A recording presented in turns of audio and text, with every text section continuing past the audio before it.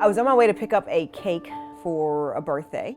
As I was driving, I had a red light, then the light turned green. As I proceeded into an intersection, some guy ran a light and just kind of T-boned me. I was 8 months pregnant at that point.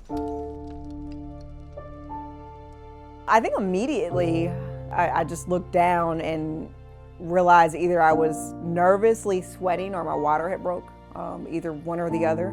So immediately I just picked up the phone and called my husband.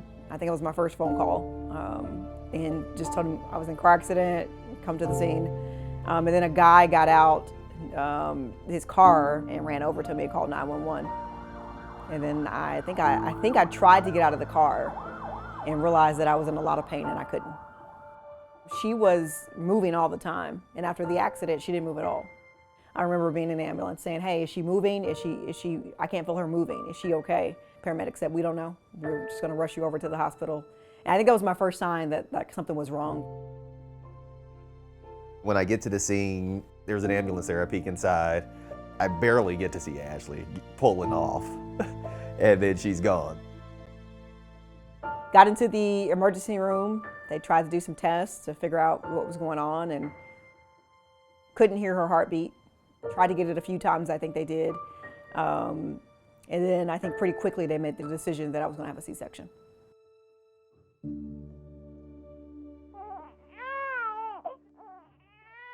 When she first let out that cry, that was what got me, because I was still worried, you know. So you're worried up until you hear something from the baby, and when I heard the cry, that's when I knew everything was good. She went right into my husband's arms, not my arms, because I was in a neck brace.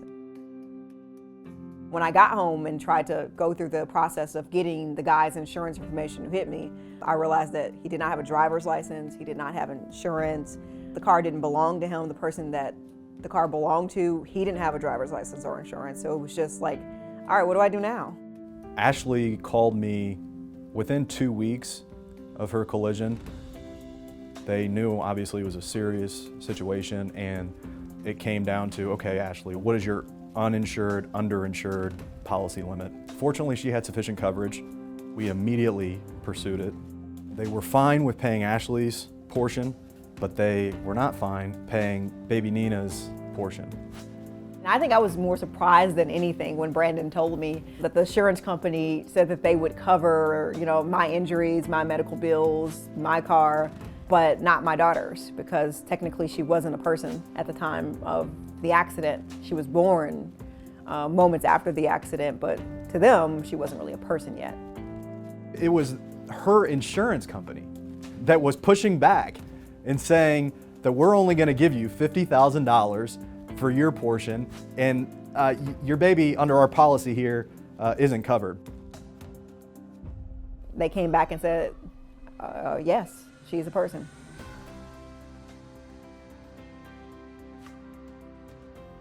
It's funny because when you get into an accident, you don't even think about the future, right? Like, you don't think about like all these medical bills that will come, all this.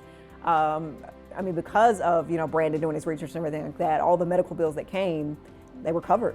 And we didn't have to worry about anything like that. We were able to move on with our life. They did their job to the T.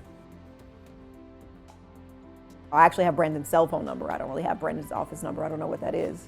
That lets you know just how personal the connection was.